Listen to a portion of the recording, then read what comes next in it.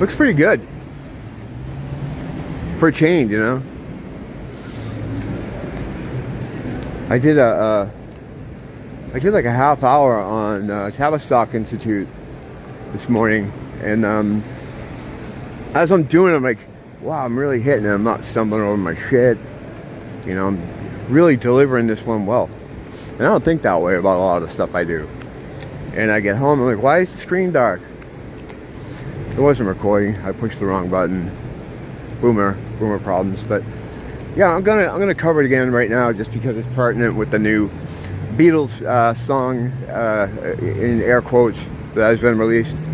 I think this is much better than the 90s ones. Those were terrible. I thought they were terrible. John Lennon sounded like the ring wraiths or something. His voice sounded like one of those spirits from the Barrow Downs in Lord of the Rings. There's this ghostly fucking... It was creepy. I didn't like that. And on top of it, you got Jeff Lynne. And, you know, I like Jeff Lynne, but it was that period where everything he was doing sounds the same. Like, Got My Mind Set on You.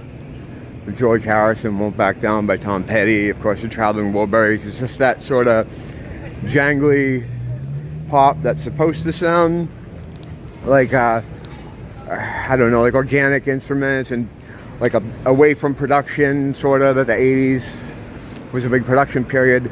The early 90s saw a retreat of that to more, and all it really was just putting acoustic guitars more high in the mix. That was it. That was like the way to get it over in that way.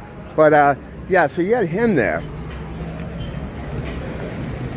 So add that on top of the apparition voice of John Lennon, and I wasn't buying that 90s stuff at all. But this one sounds way better.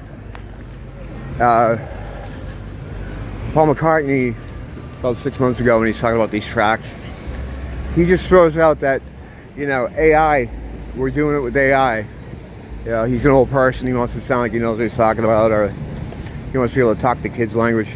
So he just throws it out there. So people think that they're going to use like an AI John Lennon, which, you know, they would if they couldn't get away with it, certainly, and that is coming in the future. But no, all they're doing with the AI, and people use the word AI for anything. It's computer assistance. Any time you fucking turn on anything, that's AI. You know, if you're playing a video game or you're somehow interacting with the internet or a computer program of any kind, that's fucking, it's the same thing. It doesn't mean anything, you know. But people think AI, they think of fucking Skynet, and it's we're not there. But yeah, so all he meant really was they used AI to separate his voice from all the bullshit that was on the tape, which he didn't have in the 90s, and that's why you had ring wraith John Lennon. But this stuff sounds a lot better, and the parts they added to it were good. Again, you know, there's the ethics involved here. John Lennon would hate this, but were he alive, right, and Paul dead, he'd do the same thing to Paul's demos with glee. He'd be so excited about it. So I mean, whatever. He wouldn't like it just to be a contrarian, you know. But yeah, Paul did a good job with the whole thing. And I just started to think about Theodore Arno, who was supposedly the writer for most of the Beatles songs, as well as conceptualizing other bands at the time. Besides the Beatles, he did the Rolling Stones. He worked for the Tavistock Institute, which is a human behavioral center where they try to learn new ways to control the population and control human behavior. I think it was started in the 40s. It's still around today. It's much larger, and there's all these offshoot things to it, like offshoot companies. It's taxpayer funded now, so that's what your taxes are paying for, your own mind control. Yeah, it's like the I think the full name of it is something. It's called something human behavior. You know, I'm pretty sure that's the name. But yeah, they really ramp things up at the end of the 60s. They're responsible for the whole counterculture revolution, coining terms like hippie, teenager, all the sayings that came out around that time. The teenager, though, that word appeared a couple months before the Beatles got here, and they just, sprinkled it into news reports, like, teenagers are getting ready for the Beatles, or the Beatles, it drives teenagers. That's where you first started hearing that term that they put out into the world. I've watched that happen before in real time with other stuff, but that's a whole other rabbit hole as far as adding terminology to the lexicon of the general public. But yeah, they and the reason being they knew they wanted to break up the family, the nuclear family, as well as do damage control, which what they knew was coming in opposition to the Vietnam War. The thing is, like, they figure out what they want first. They figure out what they want first, and there's usually like a list of things, and then they reverse engineer situations so that they get what they want. So that whole particular thing, mainly breaking up the family, and the way they did that was it pitted one generation against another. They made it seem as if your parents were uncool and didn't understand you, and you needed freedom. Prior to this, you always had the family would kind of stay together. There was a lot of home farming or like homesteading, and the family would normally stay together. And the problem they had with that is they couldn't come in and tell them what to do, because a family that's together is much stronger, and the rats can't get in there. So they had to create a wedge between the current generation and their parents, and the Tavistock Institute played a big part in that. Down to inventing the logos for the Rolling Stones, for the Grateful Dead.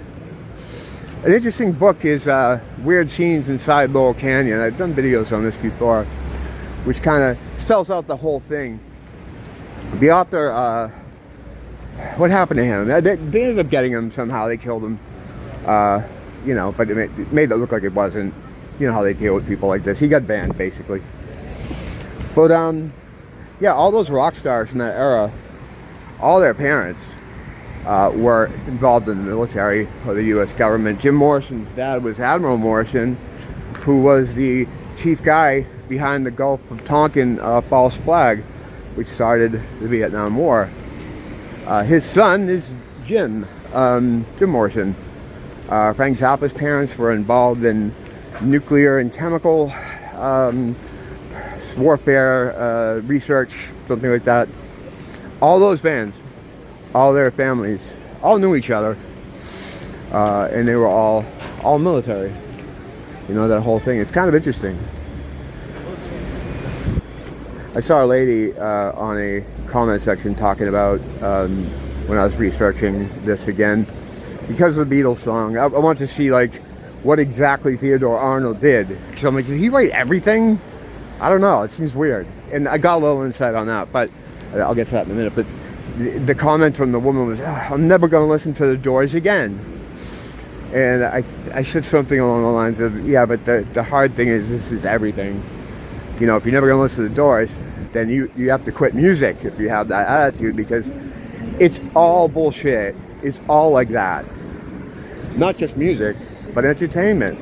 Not just entertainment, the education system. Not just the education system, the political system. It's all kayfabe. It's all pretend. It's all fake. Nothing's real. These are all actors acting on the world stage for your benefit. It's the guy, you know, there's a hole in the terrarium in your cage. They don't want you to see it, because if you get out, they're fucked. So it's just them jumping up and down every day, all year, saying, look over here, look over here, look over here. Look at the sports, look at the news, look at the entertainment. Politics, look. It's all show. But what I wanted to look at was how much Theodore Arnold really did, because listening to all those, going through those old tracks just in my mind, like thinking about the albums and the songs, like, this motherfucker wrote all this stuff. I don't know. And then I got a little bit of insight into that. Like, he would work with them. Most of the music that he did would come through Paul. And that's why George didn't have a lot of his own songs on it, because he wasn't, I guess, working with Theodore. So there'd be, I guess, they described a kind of a rehearsal type thing where they're all sitting there and they're trying to come up with a part. And Arno would kind of be like, no, do this, or he'd direct them in how to, you know, write certain songs to add a different part.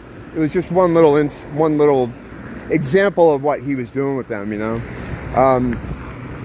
But yeah, I was thinking, how could he write every song? And then you think, well, that has to be supernatural. There's some sort of evil power. Well, there is an evil power behind it all. It's like that movie with Spider-Man in it. What's his name? The guy that played the second Spider-Man. I don't know, whatever. I forget his name. Andrew Garfield. They had a movie that's like Silver Lake or something, where he runs into a Theodore Arno type guy who explains to him that he wrote all the songs that he likes or whatever. And I don't know if it was based on Arno, but it's kind of like the same thing.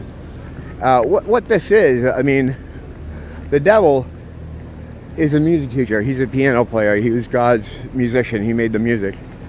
So if Arno's channeling something from directly from source, from their source, which is different from our source, yeah, I guess he could do that, you know, write all that stuff. And it transformed the country. You know, it created a whole new way to communicate. The term rock, in description of music, that came out during that time too. All the stuff. You know, they have to control their opposition, because they're like, all right, there's going to be people that don't want the Vietnam War. All right, so we have to lead them. So they put their own people into their opposition against what they do. They do that still for everything. Everything. They create both sides at the same time. That way, if you are against what they're doing, you join up with the group that's opposing them. Well, they own that group too. So now you could really get yourself in trouble aligning with them, with their opposition. That's why I always say, like, don't meet up with anybody. Don't create any kind of group. You know, I have a loose group of Schizo Avengers that, like I said before, it's so secretive that I don't think most of them know they're even in this group. That's the only way you can do it. You know, because they want you to form groups. They want you to get together, and then they can have the building collapse on you in an explosion / demolition. And then frame you for some crazy shit.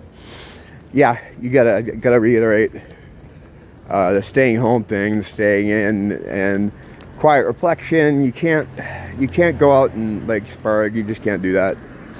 You know, there is no way to go out and spurg anyway. Like, I'd never tell anyone to protest anything or let them see you or even know about you. That's suicide, you know. But anyway, yeah, Theodore Arno. Interesting guy. Check out that book, that Weird Scenes Inside Laurel Canyon. It goes into a lot more detail, well, obviously, than what I could give, but it has a lot more detail about it. And it's real interesting that the whole thing that was, you've seen endless documentaries about the Cultural Revolution, that was all staged. They did a similar thing in Britain in '76. That was a /MI6 Mossad operation. And then it happened again in the early 90s. The CIA, you know, got involved with the whole alternative rock movement.